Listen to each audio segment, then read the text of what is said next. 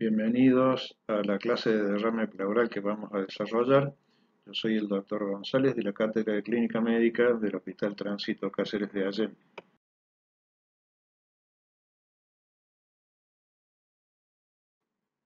Como ustedes saben, el espacio pleural es un espacio virtual entre la pleura parietal y visceral que normalmente tiene un escaso contenido de líquido que favorece el desplazamiento de ambas hojas. En el caso de derrame pleural lo vamos a definir como una acumulación anormal de líquido en la cavidad pleural.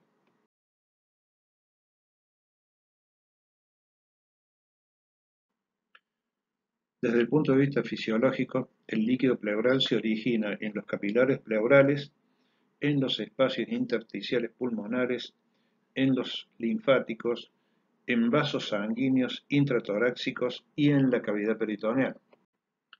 En condiciones de normalidad, el mismo está compuesto de una baja cantidad de proteínas, menor al 50% del suero, y su celularidad es a predominio de macrófagos, con una presencia de linfocitos en un 20% y algunas células mesoteliales. Vamos a hablar ahora entonces de los mecanismos de producción del derrame pleural. Podemos tener un aumento de la presión hidrostática sistémica, disminución de la presión oncótica de la microcirculación, un aumento de la permeabilidad de la microcirculación pleural, aumento del líquido intersticial del pulmón, obstrucción al drenaje linfático, paso de líquido desde otras cavidades como peritoneo o retroperitoneo, presencia de catéteres o rotura vascular torácica o del conducto torácico. Entre las múltiples causas que pueden originar un derrame pleural, vamos a describir algunas de las infecciosas, neoplásicas, inmunológicas, agentes físicos, hipoalbuminemia, fármacos, enfermedades infradiafragmáticas. Vamos a citar algunas a continuación. Dentro de las causas infecciosas de derrame pleural podemos tener bacterianas como neumonía adquirida de la comunidad, neumonías de causa intrahospitalaria, algunas raras como legionela. También debemos tener en cuenta una causa bastante frecuente en nuestro medio como tuberculosis. También causas virósicas como influenza, parainfluenza, adenovirus y otros. Causas parasitarias como amebiasis secundaria, por ejemplo, y algunos hongos como Histoplasma capsulatum y Pneumocystis carini. Dentro de las causas neoplásicas podemos citar carcinomas de diverso origen, el mesotelioma, típico de pleura, linfoproliferativas y sarcoma. Dentro de las causas inmunológicas tenemos las enfermedades del sistema inmune como artritis reumatoidea, lupus eritematoso sistémico, enfermedad mixta del tejido conectivo, enfermedad de Sjögren, vasculitis, Wegener, sarcoidosis y rechazos de trasplante. Algunos agentes físicos de los cuales podemos citar trauma, quemadura eléctrica, radioterapia o iatrogenia. También en la hipoalbuminemia, como es el caso de la hepatopatía crónica y el síndrome nefrótico. Dentro de los fármacos que pueden producir derrame, los más comunes, nitrofurantoína, antibiótico que se usa para tratar infecciones urinarias fundamentalmente, quimioterápicos, amiodarona, ergotamina. Y de las enfermedades infradiafragmáticas podemos citar peritonitis, pancreatitis, esplenopatías, síndrome de Meigs y abscesos. De todas las causas que hemos mencionado, las 5 más comunes son posterior a una insuficiencia cardíaca congestiva, neumonía, cáncer, embolia de pulmón y enfermedad vírica. Con respecto al diagnóstico, va a ser fundamental que hagamos una historia clínica cuidadosamente detallada y de los antecedentes. Dentro de la misma va a ser fundamental organizarnos por aparatos y sistemas. Entre los antecedentes vamos a tratar de recoger presencia de cirrosis, hepatitis B, consumo de fármacos, síndrome nefrótico, tabaquismo, embarazo, pérdida de peso, neoplasias, artralgias cuando sospechemos patologías del sistema inmune, traumatismos de tórax y reposo prolongado, cirugía previa, ingesta de anticonceptivos que nos puede predisponer a la presencia de un tromboembolismo pulmonar. Con respecto a la clínica, va a ser de fundamental importancia prestar atención a la presencia de síntomas y signos de la enfermedad de base, presencia de disnea, tos seca e irritativa, dolor en puntada de costado. Respecto a esto último, tenemos que tener en cuenta la inervación, que es solamente a través de la pleura parietal, por lo cual el dolor indica compromiso de la misma. Y debemos recordar también que es muy probable que el mismo desaparezca una vez instalado el derrame. Con respecto al examen físico, podemos encontrarnos con una movilidad torácica disminuida. A la palpación podemos percibir frote, abolición de las vibraciones vocales, a la percusión matidez y a la ocultación ausencia de murmullo vesicular. Luego de la anamnesis y el examen físico, nos vamos a orientar a través del laboratorio que vamos a dirigir según la enfermedad de base o sospecha clínica que tengamos, como por ejemplo, función hepática con enzimas GOT, GPT, fosfatasa alcalina, dosaje de bilirrubina, etc. Patologías renales como síndrome nefrótico, con creatinina, uremia, orina completa, presencia de proteínas en orina, y todo lo que nos pueda brindar la investigación sobre la patología de base. También va a ser importante tener en cuenta pedir pruebas de coagulación si estamos pensando en realizar una toracocentesis para profundizar el diagnóstico. Con respecto a la radiografía de tórax, nos puede evidenciar un derrame pleural.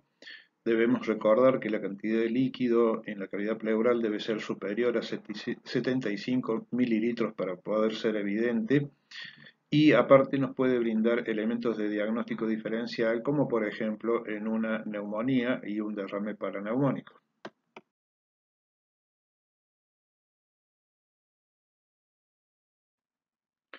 Otros procedimientos importantes para el diagnóstico puede ser la realización de una tomografía computada de tórax, una eco de pleura que puede ser útil realizar desde la cama del paciente si el mismo está muy crítico para ser movilizado. Avanzando en los métodos diagnósticos, una vez que tenemos establecida la presencia de un derrame pleural, podemos proceder a la toracocentesis. Para realizar el procedimiento de la toracocentesis debemos asegurarnos en primer lugar de tener todo el material necesario para el procedimiento.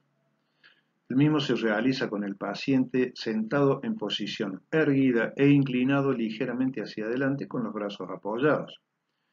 Se puede realizar en decúbito supino, por ejemplo en un paciente ventilado, pero mejor con ecografía o TAC para guiar el procedimiento.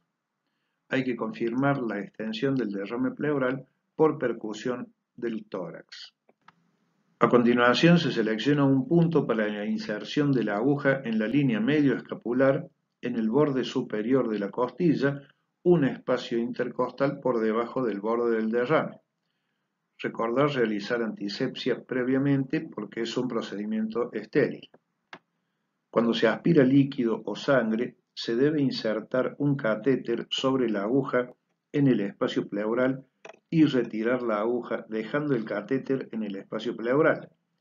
Mientras se prepara para insertar el catéter, cubrir la abertura de la aguja durante la inspiración para evitar la entrada de aire en el espacio pleural.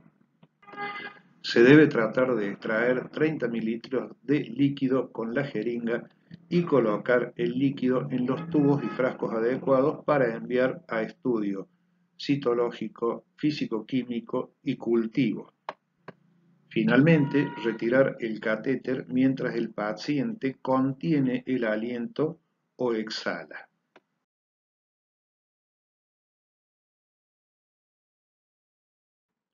Una vez realizada la toracocentesis y en presencia de un exudado de etiología desconocida, además de la tomografía computada, podemos, según la sospecha clínica que tengamos, orientarnos con otros estudios, como la biopsia pleural, la toracoscopía o la broncoscopía para alcanzar un diagnóstico etiológico. Con respecto al líquido pleural que obtuvimos de la toracocentesis, podemos tener en cuenta en el examen físico-químico el color, el olor, la apariencia. Si tenemos presencia de glucosa que está disminuida en el empiema y en el derrame paraneumónico en artritis reumatoidea, ya tenemos también una sospecha diagnóstica. También de acuerdo al pH, si es un trasudado o exudado. La presencia de triglicéridos nos orienta al diagnóstico de quilotórax, valorar la aminasa y los marcadores tumorales. Aparte de eso, debemos realizar los cultivos y la citología. Con respecto a la apariencia, si el líquido es sanguinolento, debemos tener en cuenta la posibilidad de hemotórax, trauma, aneurisma disecante de aorta o neumotórax. Si el líquido es no sanguinolento, estamos ante presencia de un trasudado, como en la insuficiencia cardíaca congestiva y la cirrosis. Y si el líquido es purulento, un exudado o empiema. La celularidad del líquido pleural nos puede orientar también. Si tenemos presencia de hematíes, podemos sospechar un tromboembolismo pulmonar o cáncer. La presencia de neutrofilia nos orienta a causa bacteriana, empiema, absceso paraneumónico. La linfocitosis nos va a guiar hacia tuberculosis o cáncer. La presencia de células mesoteliales, tuberculosis o mesotelioma. La eosinofilia en el caso de la presencia de hongos o parásitos. Nos debemos basar en los criterios de Light para determinar si el líquido se trata de un trasudado o un exudado. Esto nos va a orientar hacia las posibles causas. Estos criterios de Light se van a basar fundamentalmente en la relación LDH pleura y suero, relación proteínas entre pleura y suero y LDH en el líquido pleural.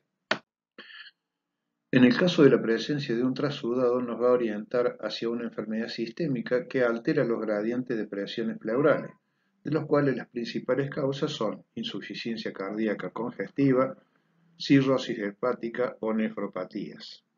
Si por el contrario se trata de un exudado, nos orienta a la presencia de una enfermedad que afecta directamente a la pleura, de las cuales las principales causas son infecciones, neoplasia, colagenopatías, entre otras. Por último, si no hemos llegado a un diagnóstico con todos los procedimientos anteriores, nos queda el recurso de la biopsia, que puede ser transparietal, por toracoscopía o por toracotomía. La biopsia pleural está indicada fundamentalmente en el derrame pleural con características de exudado si la toracocentesis no es diagnóstica.